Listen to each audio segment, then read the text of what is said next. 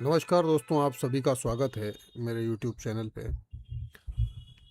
आह, जैसा कि हम लोगों ने देखा कि अजिंक्य रहाणे ने अपना अनाउंसमेंट घोषित कर दिया और बहुत दुख हुआ ये देखकर यार कि एक इतना बड़ा खिलाड़ी जिसने बहुत कुछ किया है इंडिया के लिए, इस तरीके से उसको विदाई मिली।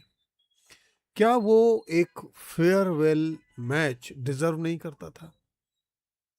ये इसलिए सवाल है क्योंकि अजिंक्य रहाणे ने बहुत अच्छा खेला है, बहुत अच्छा खिलाड़ी था और वो बहुत इमोशनल मैसेज था यार। उनका जो मैसेज था वो कहीं ना कहीं बहुत गहरे दिल में उतरकर वो छू जाता है और वो ऐसे सवाल करता है कि कहीं ना कहीं ये सवाल है यार आज कि उस जैसे खिलाड़ी को आखिर ये सब क्यों भुगतना पड़ा यार, क्यों उसके साथ ये सब कुछ हुआ। ये मतलब मैं इसलिए बात कर रहा हूँ ये क्योंकि ये नहीं होना चाहिए था उसके साथ। ये जो हुआ अजिंक्य रहाणे के साथ, ये वो डिजर्व नहीं करता है। अभी लेकिन क्योंकि हमारी टीम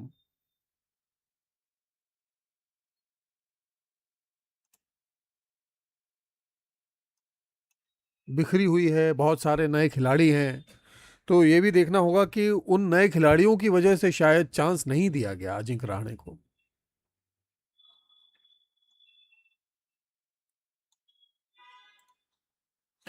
अजिंक्य रहाणे एक अच्छा चांस डिजर्व करता था, लेकिन अगेन वही है कि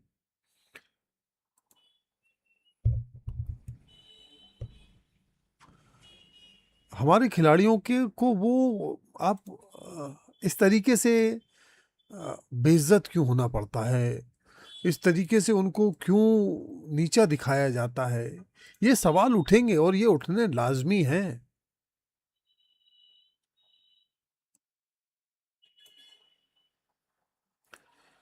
और ये कोई पहली बार नहीं हुआ है,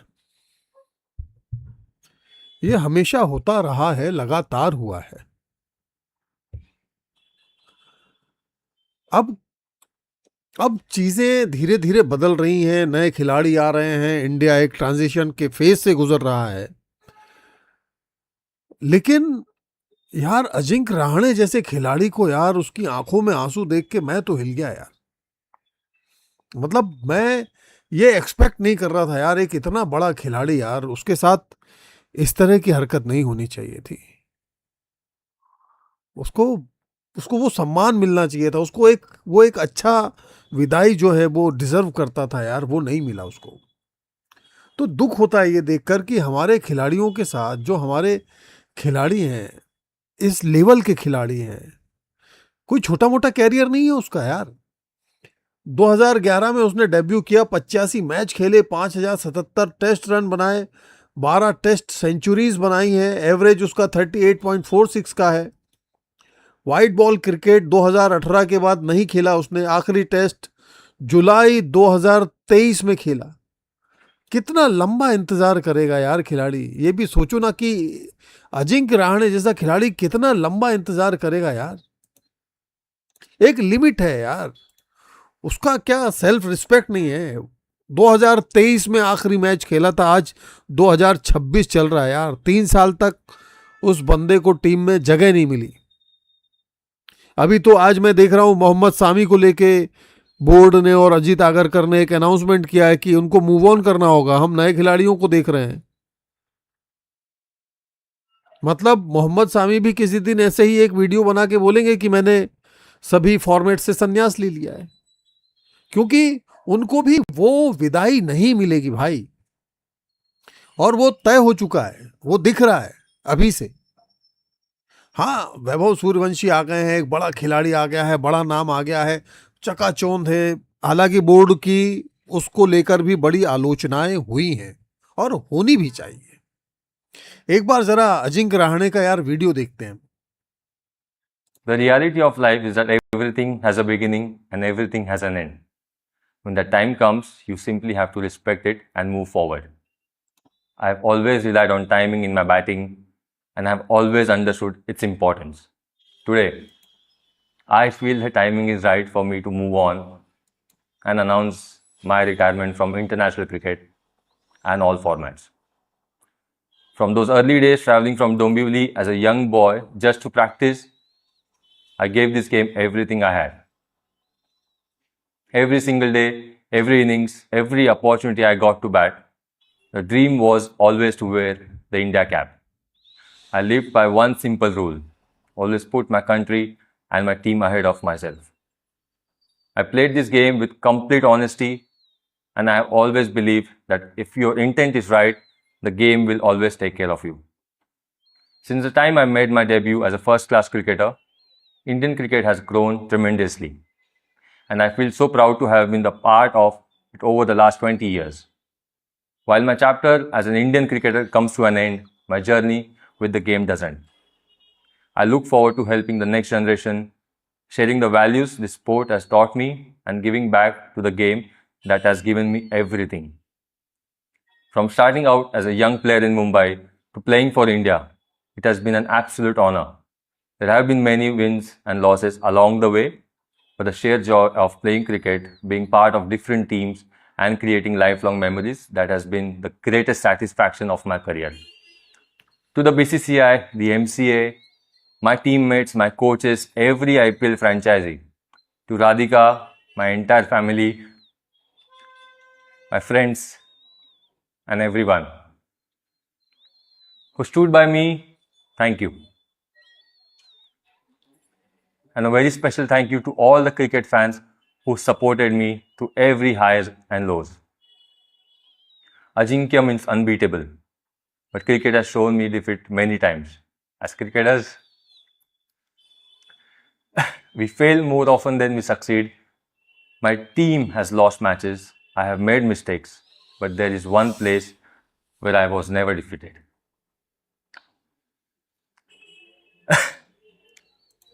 ये And देख रहे that हो, एक क्रिकेटर जो, मतलब ये कहानी वहां से शुरू होती है जब कोई क्रिकेटर बनना चाहता है, जब वो एंटर करना चाहता है।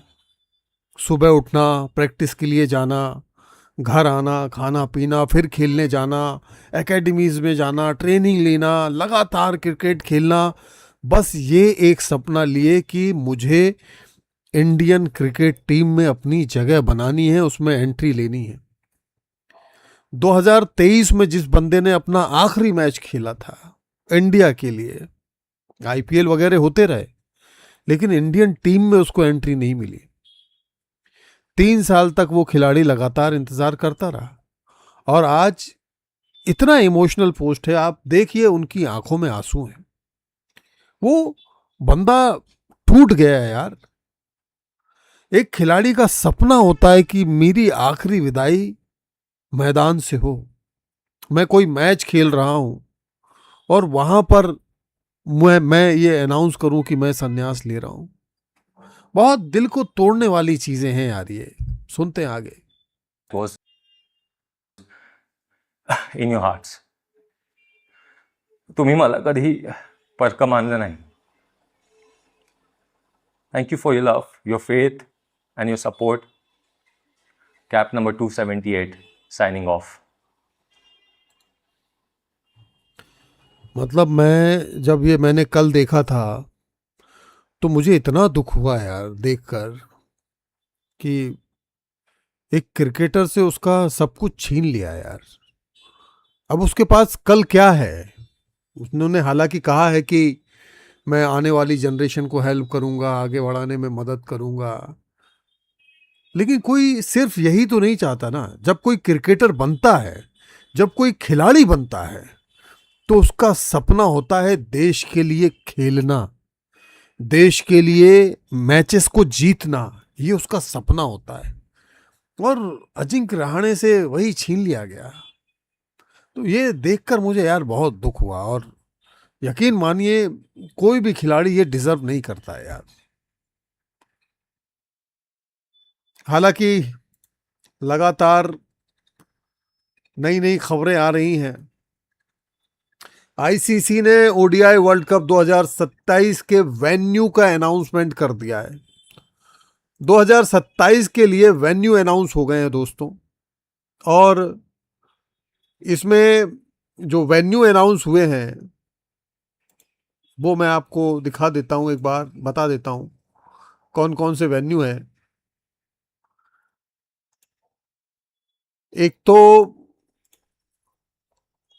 एक है साउथ अफ्रीका, जिम्बाब्वे और नमीबिया, ये होस्ट कंट्रीज हैं।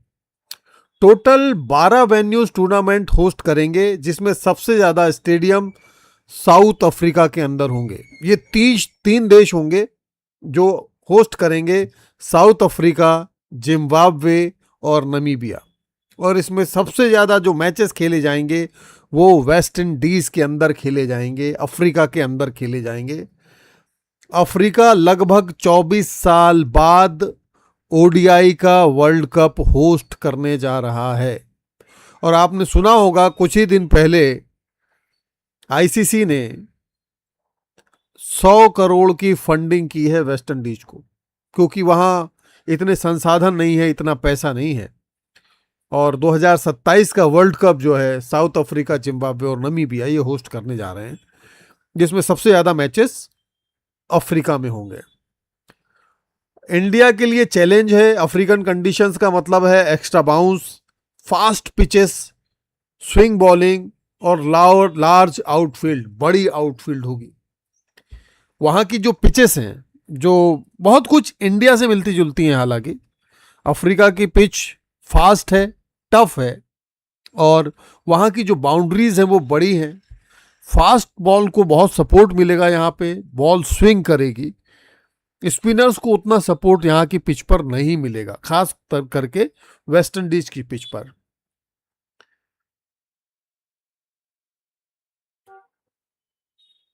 यहाँ पर यह देखना होगा कि क्या इंडिया का जो पेस है वो यहाँ वर्ल्ड कप जीतने में इंडिया की मदद कर सकता है। क्या pace bowling, fast bowling India को ये मैच जिता सकेगी, ये यहाँ पर देखने वाली बात होगी। क्योंकि जो अफ्रीका की पिचेस हैं वो हार्ड हैं, सरफेस हार्ड रहेगा, बॉल को स्विंग मिलेगा। तो यहाँ पे इसमें कोई डाउट नहीं है कि 100% चांसेस हैं कि फास्ट बॉलर्स को यहाँ पर मदद मिलेगी, और फास्ट बॉलर्स जो है वो यहाँ पे विकेट निकाल सकते हैं और मैच विनर बन सकते हैं। तो इंडिया के पास अच्छे बॉलर्स होने चाहिए, फास्ट बॉलर्स होने चाहिए, स्विंग करा सकें, आउट स्विंग करा सकें, इन स्विंग करा सकें, इस तरह के बॉलर्स होने चाहिए। और इंडिया, अगर आपने ध्यान से अभी देखा हो कि T20 में भी इंडिया ने अभी नए एक्सपेरिमेंट किए। अशोक यादव आए, हर्ष आए, मयंक आए, नए बॉलर्स को का एक्सपेरिमेंट किया गया, और ये सारे फास्ट बॉलर्स हैं जो 145 की गति से बॉल करते हैं। तो इंडिया इसीलिए नए बॉलर्स को आजमा रहा है, और देखते हैं कि क्या ये जो फास्ट बॉलर का अटैक है वो हमको वर्ल्ड कप जिता सकता है, ये देखना होगा। और ये भी देखना होगा कि जिस तरह की पिच अफ्रीका में है, वेस्ट इंडीज में है, या जिम्बाब्वे में है, या आपके नमीबिया में है, तो ये पिचेस जो हैं बैटिंग को सपोर्ट करती हैं। तो इंडिया की जो पिचेस हैं वो भी ऑलमोस्ट सेम है। तो इंडिया की पिच और वेस्ट इंडीज और बाकी जगहों की पिचें जो हैं वो बैटर्स को सपोर्ट करेंगी, ये भी एक देखने वाली बात होगी। और क्या इंडिया 2027 का वर्ल्ड कप अपने बैटिंग और बॉलिंग के आधार पर जीत सकता है, ये देखना होगा, क्योंकि यहाँ पे फास्ट बॉलर्स डेफिनेटली इस पिच पर सपोर्ट करेंगे। अब एक और खबर आई है दोस्तों, वो खबर ये है कि जो हमारे छोटू मास्टर हैं, हमारे वैभव सूर्यवंशी को दुलीप ट्रॉफी का वाइस कैप्टन बना दिया गया है। और इसको लेकर बहुत चर्चाएं हैं, इसको लेकर बहुत विरोध भी है, बातें भी चली हैं, डिस्कशंस भी हुए हैं, और ये भी हुआ है कि वैभव सूर्यवंशी को आखिर वाइस कैप्टन क्यों बना दिया गया। वैभव अभी जस्ट एंटर ही हुआ है इंटरनेशनल टीम में, इंडिया की टीम में, वो भी T20 के लिए। लेकिन अगर उसको दिलीप ट्रॉफी का अगर वाइस कैप्टन बना दिया गया है तो क्या उस पर प्रेशर आएगा, क्या उसकी बैटिंग पर इम्पैक्ट पड़ेगा, ये एक देखने वाली बात होगी। क्योंकि जब आप उप कप्तान होते हैं तो आपको दूसरी चीज़ों में भी आपका इन्वॉल्वमेंट होता है। आपकी बैटिंग पे तो आपको फोकस्ड रहना ही है, लेकिन उसके अलावा रणनीति में कहीं ना कहीं कप्तान का सहयोग करना है। और कप्तान है ईशान किशन, और उनके अंडर में जो खेल रहे हैं वो बड़े सीनियर खिलाड़ी हैं, मोहम्मद सामी भी उसमें से एक हैं। तो ये सवाल उठ रहे हैं, हर्षा भोगले ने ट्वीट किया है कि भाई क्यों बनाया है, क्या रीज़न है, इसका लॉजिक क्या है कि वैभव सूर्यवंशी को वाइस कैप्टन बना दिया गया है दिलीप ट्रॉफी के लिए। तो जो बोर्ड ने जो आंसर दिया है, वो बोर्ड का आंसर ये है कि भाई हम चाहते हैं कि हम उसको फास्ट फॉरवर्ड कर रहे हैं, वो रिस्पॉन्सिबिलिटी लेना सीखें, टीम में क्या मैनेजमेंट होता है, क्या हम लोग प्लानिंग करते हैं, और आगे चल के वो इंडिया का कप्तान भी बने, हम ऐसा सोचते हैं, ये बोर्ड का कहना है। इस वजह से वैभव सूर्यवंशी को जो है उप कप्तान बनाया गया है दिलीप ट्रॉफी के लिए। लेकिन ये कोई बहुत लॉजिकल बात नहीं है, क्योंकि वैभव सूर्यवंशी की अभी उम्र बहुत ज़्यादा नहीं है और अभी उसको एज अ बैटर अपने आप को प्रूव करना बाकी है। ऐसे में अगर उनके ऊपर उप कप्तानी का प्रभाव डाल दिया जाएगा, दबाव डाल दिया जाएगा, तो कहीं ना कहीं यार इम्पैक्ट तो आएगा ना। वैभव सूर्यवंशी के ऊपर डेफिनेटली इम्पैक्ट आने वाला है कि यार हम बैटिंग पे अभी फोकस करें, क्या हमको किस तरह की बॉल आएगी, इंटरनेशनल क्रिकेट में किस तरीके से खेलना है, उसमें क्या कमियां हैं, उनको कैसे दूर करना है। कहीं ना कहीं वैभव सूर्यवंशी को उस पर काम करने की ज़रूरत है। लेकिन हो क्या रहा है कि वैभव सूर्यवंशी के ऊपर ये एक्स्ट्रा जो वर्डन डाल दिया गया है कि भाई तुमको उपकप्तान भी बनाया जाएगा, तो वो कहीं मुझे लगता है खटक रहा है। बीसीसीआई सिर्फ उनकी बैटिंग ही नहीं, लीडरशिप क्वालिटी पर भी भरोसा दिखा रही है। 15 साल के आसपास की उम्र में वाइस कैप्टन बनाना बहुत बड़ी बात है। क्या वैभव इंडिया का अगला ऑल फॉर्मेट सुपरस्टार बन सकता है? ये एक गहन चर्चा का विषय है कि क्या वैभव सूर्यवंशी ऑल फॉर्मेट का सुपरस्टार बन सकता है, कप्तान बन सकता है। और क्या वैभव सूर्यवंशी आने वाले T20 में और वनडे में और टेस्ट मैचेस में एंट्री करेगा, और एंट्री करेगा तो किस तरीके से वो अप्रोच करेगा, किस तरीके से खेलेगा, ये देखने वाली बात होगी। क्योंकि वैभव सूर्यवंशी का नाम का धमाका बहुत है, सारी दुनिया जानती है आज वैभव सूर्यवंशी को, सारी दुनिया बात करती है। उसने कुछ अच्छी इनिंग्स भी खेली हैं, बड़ी इनिंग्स भी खेली हैं और दुनिया ने देखा है। तो ये अब देखना होगा कि क्या वैभव सूर्यवंशी सभी फॉर्मेट में चल पाएगा, ये एक बड़ी इंटरेस्टिंग बात है। और क्या वैभव सूर्यवंशी को ओडीआई के वर्ल्ड कप में 2027 के वर्ल्ड कप में एंट्री मिल सकती है? ये क्वेश्चन बार बार पूछा जा रहा है, लगातार पूछा जा रहा है और ये पूछा जाएगा। अब एक और चीज जो आज की बड़ी बात हुई है, वो बात ये हुई है कि भाई आज जो हमारे जसप्रीत बुमराह हैं, बुमराह साहब को आज फिटनेस सर्टिफिकेट मिल गया है। जसप्रीत बुमराह आज पास हो गए हैं और उन्होंने टेस्ट के लिए क्वालिफाई कर लिया है, और श्रीलंका के साथ होने वाले 2 जो टेस्ट मैचेस हैं उसमें बुमराह कंफर्म हो गए हैं। कल तक ये बात अटकी हुई थी कि वो आ पाएंगे कि नहीं, वो मैच खेल पाएंगे कि नहीं, क्योंकि उनकी जो स्वास्थ्य की जो स्थिति थी और जो रिपोर्ट्स आ रही थी वो ये थी कि वो शायद ये मैच नहीं खेल पाएंगे, उनकी मतलब जो परिस्थिति है उस लायक नहीं हो पा रही है। और फाइनली आज उन्होंने फिटनेस टेस्ट पास कर लिया और वो इंडिया की टेस्ट टीम में शामिल हो गए हैं और वो मैच खेलेंगे श्रीलंका के खिलाफ। ये एक बड़ी अच्छी बात है, बड़ी इंटरेस्टिंग सी बात है। ये कहीं ना कहीं एक अच्छी खबर है इंडियन फैंस के लिए। आर अश्विन ने अपनी जो है वर्ल्ड कप 27 का एक सिलेक्शन किया है, उसने एक टीम बनाई है और उसमें ना उसने वैभव सूर्यवंशी को रखा है, ना उसमें संजू सैमसन को जगह दी है, जबकि उन्होंने ओवरसीज कंडीशन को देखते हुए भुवनेश्वर कुमार जैसे एक्सपीरियंस्ड पेसर को टीम के अंदर रखा है। अब इसका रीज़न क्या है कि यार देखो, वैभव सूर्यवंशी से उनकी क्या लेनी देनी है नहीं पता, लेकिन वैभव सूर्यवंशी जिस तरह का खिलाड़ी है, मुझे लगता है अभी थोड़ा टाइम है वर्ल्ड कप के लिए, लेकिन वैभव सूर्यवंशी को बिल्कुल नज़रअंदाज नहीं किया जा सकता।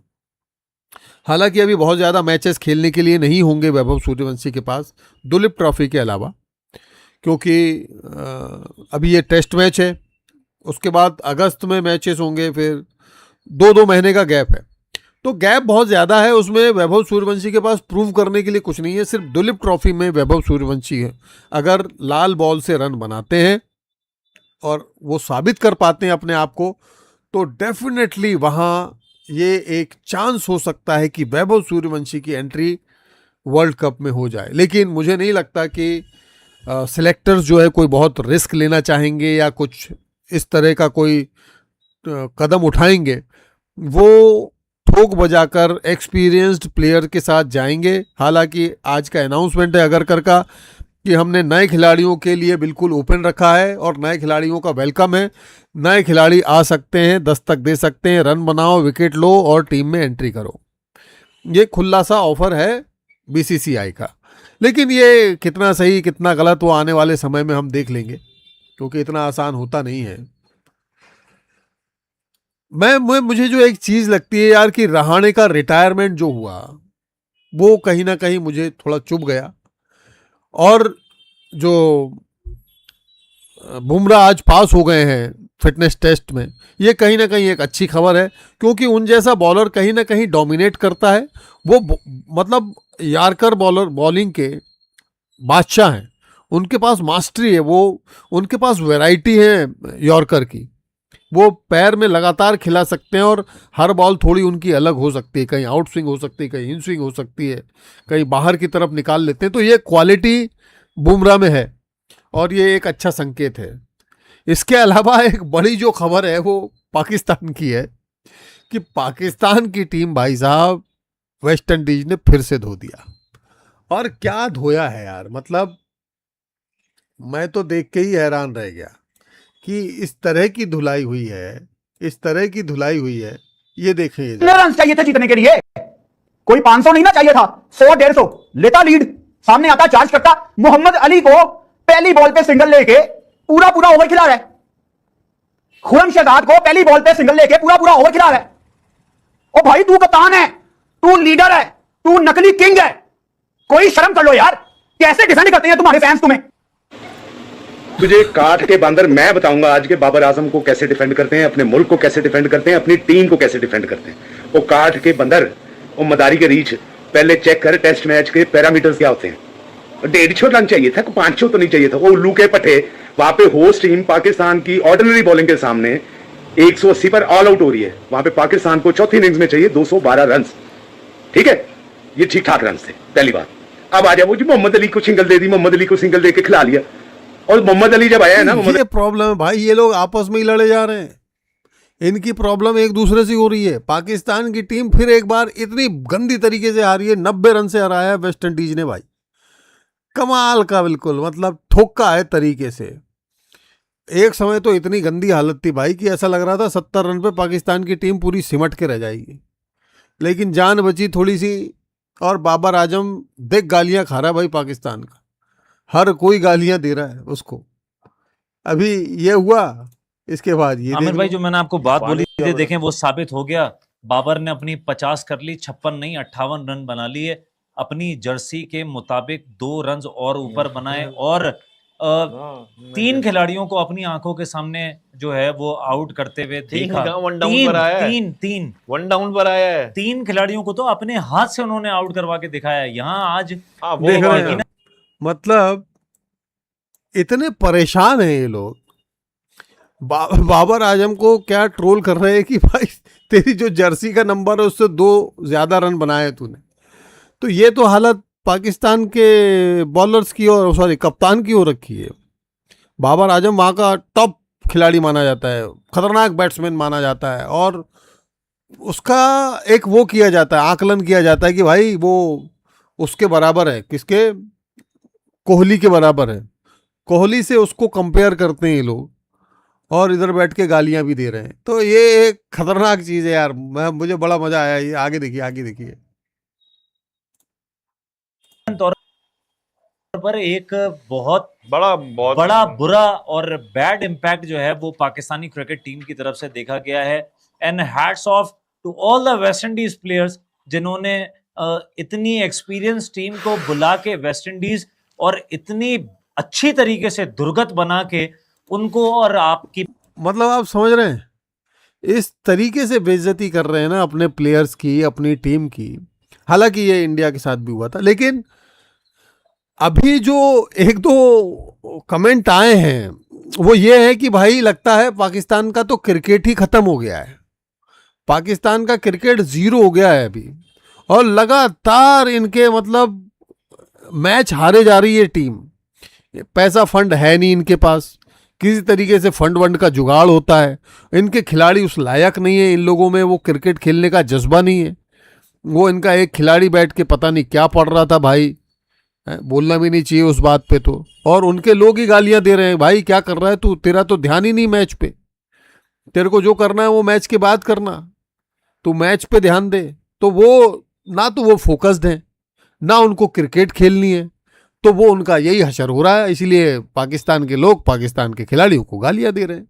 आगे सुनते जरा क्या बोलता है। पाकिस्तान की मैनेजमेंट को ये पैगाम भेजा है कि होम के अंदर जाके चाहे जितने पराठे अंडे आपने जो भी कुछ चीज बनानी है, वेस्ट इंडीज में आप जब जब आएंगे हम आपको सरप्राइज करेंगे, हम आपको ऐसे धागे खोल के दिखाएंगे जिनका आपने तसव्वुर भी नहीं किया होगा। लुट गए आप। मतलब तरीके से उनकी धुलाई हो रही है। पहले तो वहां वेस्ट इंडीज ने धो दिया इनको, और अब भैया यहां धुलाई हो रही है टीवी पे, टीवी डिबेट में, लाइव में।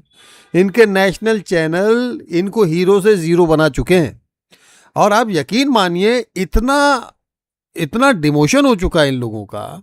एक समय पे बड़ी खतरनाक टीम मानी जाती थी पाकिस्तान, आज ऐसा लगता है कि पाकिस्तान का क्रिकेट वाकई में खत्म होने जा रहा है। इनके पास खिलाड़ी ना बचे, सब मुंह के भतोले हैं, मतलब बड़ी बड़ी बातें करने वाले लोग हैं इनके खिलाड़ी।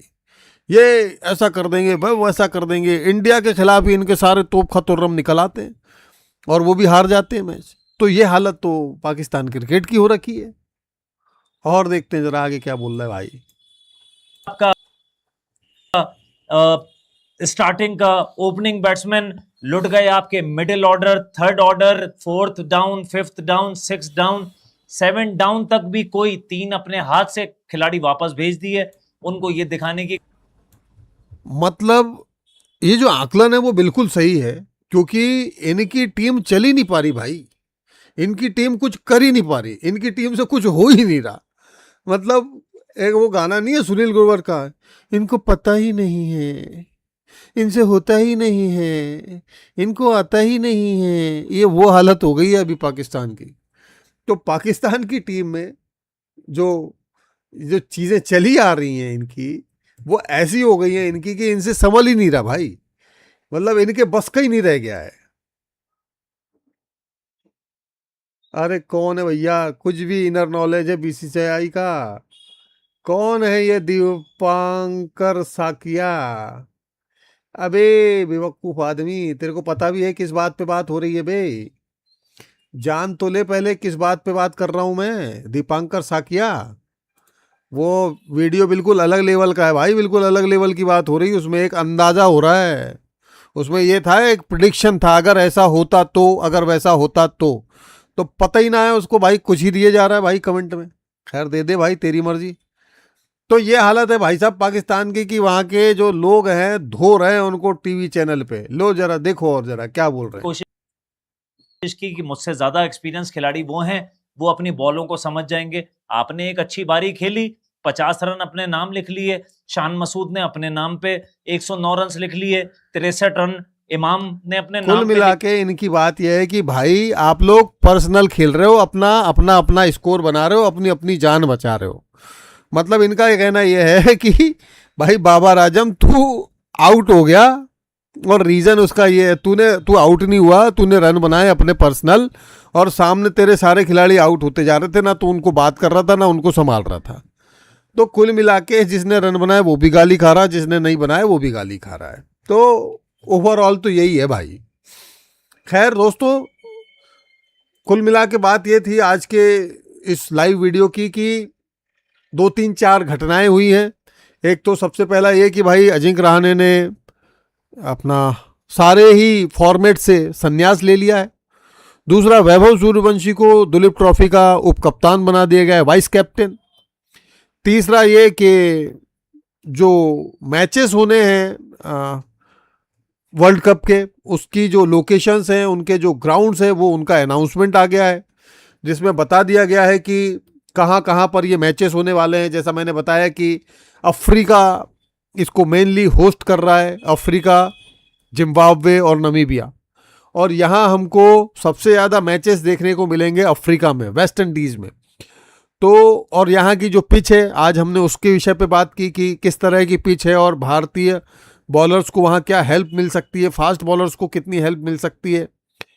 और वैभव सूर्यवंशी का डेफिनेटली क्योंकि चर्चा में इसलिए चल रहे हैं क्योंकि उनको वाइस कैप्टन बनाया है। लेकिन अगेन ये है कि कोई खबर नहीं है भाई, सब अनभिज्ञ हैं एक तरीके से कह लो। सब ये जानना चाहते हैं कि भाई क्यों बनाया है कप्तान आपने, इसके पीछे रीज़न क्या है। अगर वैभव सूर्यवंशी को कप्तान नहीं बनाते तो कोई प्रॉब्लम हो जाती, नहीं होती। लेकिन भाई अब बोर्ड क्या सोच रहा है ये उसकी बात है, बोर्ड किस तरीके से इस पूरे प्रकरण को देख रहा है ये वो देखना पड़ेगा। और आर अश्विन ने जो है अपनी प्लेइंग 11 जो है अनाउंस की उसने कि मैं अगर सोचता तो ये सोचता, और उसमें उन्होंने वैभव सूर्यवंशी और संजू सैमसन दोनों को ही नहीं रखा है, और उसमें भुवनेश्वर कुमार को उन्होंने जगह दी है क्योंकि वेस्ट इंडीज़ की जो पिचेस हैं वो पेसर को सपोर्ट करती है। तो उसने इस वजह से वो वाली एक स्ट्रेटजी रखी है कि मैं पेसर को रखूँगा।